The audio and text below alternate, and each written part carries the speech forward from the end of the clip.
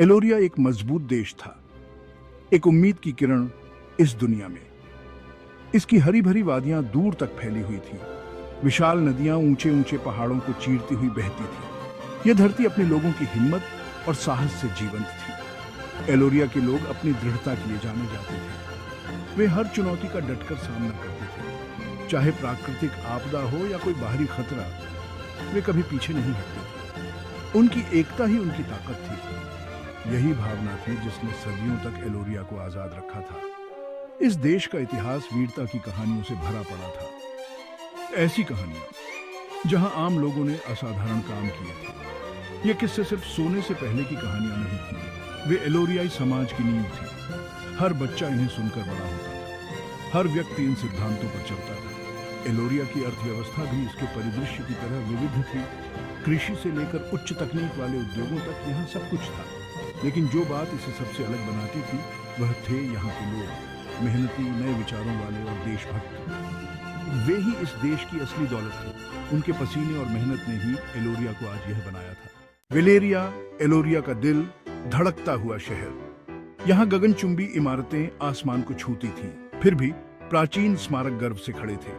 यह एक ऐसा शहर था जहाँ अतीत और वर्तमान साथ साथ चलते थे। दिन हो या रात, सड़कों पर रौनक रहती थी। यहीं से हमारी कहानी शुरू होती है। वेलेरिया के पुराने इलाके में एक साधारण से घर में रायन परिवार रहता था। वे पैसे वाले नहीं थे, लेकिन उनके संस्कार ऊंचे थे। कैप्टन रायन एक बहादुर सैनिक परिवार के मुखिया थे। उनकी पत्नी मीरा एक स्कूल टीचर थी, और फिर थी उनकी इकलौती बेटी अमारा। अमारा का जन्म एलोरिया के स्वतंत्रता दिवस पर हुआ था। ऐसा लगता था जैसे नियति ने उसके लिए कुछ खास सोच रखा हो। छोटी उम्र से ही उसे देश के मामलों में गहरी दिलचस्पी थी। वह घंटों अपने पिता की युद्ध की कहानियां सुनती रहती थी। उसे अपनी मां से एलोरिया के इतिहास के बारे में सुनना बहुत पसंद था। रायन परिवार का घर हमेशा सबके लिए खुला रहता था। पड़ोसी, दोस्त, यहाँ तक कि अजनबी भी वहां अपनापन महसूस करते थे। ऐसे माहौल में अमारा पली बढ़ी। उसने सेवा का महत्व सीखा, दूसरों को खुद से ऊपर रखने का महत्व समझा। इन सीख ने उसके भविष्य को ऐसे आकार दिया जिसकी किसी ने कल्पना भी नहीं की थी। कैप्टन रायन एलोरिया में एक हीरो थे। उन्होंने 3 दशक तक सेना में अपनी सेवाएं दी थी। उनकी बहादुरी ने अनगिनत लोगों की जान बचाई थी। लेकिन अमारा के लिए वे बस पापा थे, एक नेक दिल और फौलादी हौसले वाले इंसान। एलोरिया के लिए उनका प्यार देखते ही बनता था। एक दिन ड्यूटी ने फिर से आवाज दी। एक आतंकवादी हमले ने एलोरिया की शांति को खतरे में डाल दिया। कैप्टन रायन बिना सोचे समझे आगे बढ़े। उन्होंने अपनी टीम का नेतृत्व करते हुए खतरे का सामना किया। मिशन तो सफल रहा, लेकिन इसकी भारी कीमत चुकानी पड़ी। कैप्टन रायन ने देश के लिए अपनी जान दे दी। पूरा देश शोक में डूब गया। एलोरिया ने अपना एक हीरो खो दिया था, लेकिन अमारा और मीरा के लिए यह क्षति बहुत बड़ी थी। उनकी दुनिया उजड़ गई थी। फिर भी उन्होंने हिम्मत नहीं हारी। वे जानती थीं कि कैप्टन रायन उन्हें मजबूत देखना चाहेंगे। उनके आखिरी शब्द उनके दिलों में गूंजते रहे, देश पहले।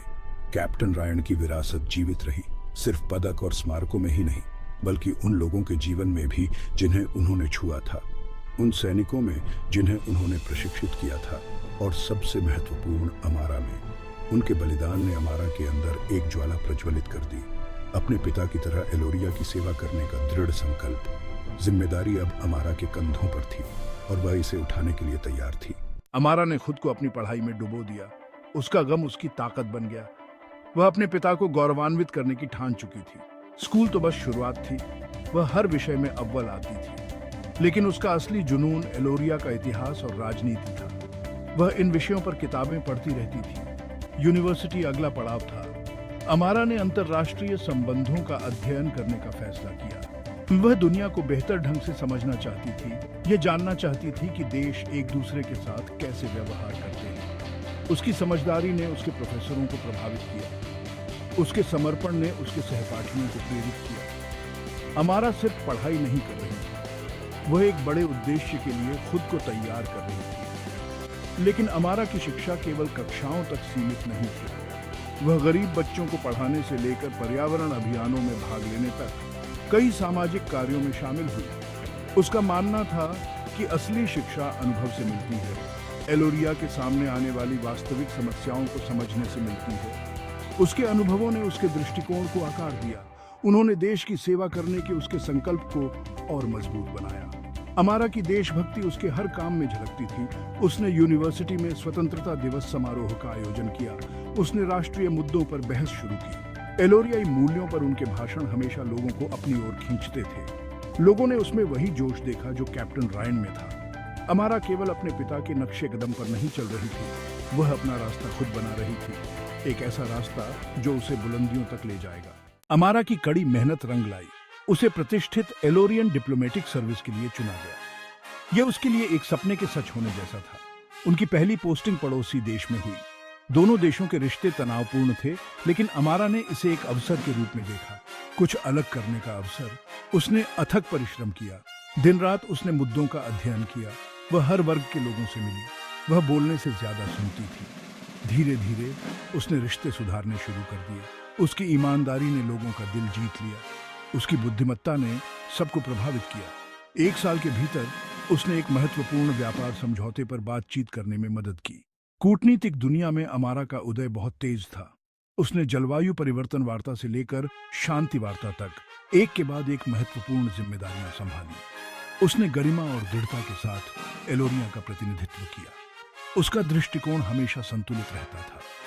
वह एलोरिया के हितों पर अडिग रही, लेकिन उन्होंने हमेशा ऐसे समाधान तलाशे जहां दोनों पक्षों को फायदा हो। इन सब के बावजूद अमारा अपनी जड़ें नहीं भूली। वह वेलेरिया की वही विनम्र लड़की बनी रही। उसके पिता के शब्द देश पहले ने उसके हर फैसले का मार्गदर्शन किया। वह युवा एलोरियाई लोगों के लिए एक रोल मॉडल बन गई, एक जीता जागता उदाहरण कि देशभक्ति का असली मतलब क्या होता है। अमारा ने न केवल एलोरिया की सेवा की, उसने इसे गौरवान्वित किया। और यह तो बस उसकी यात्रा की शुरुआत थी।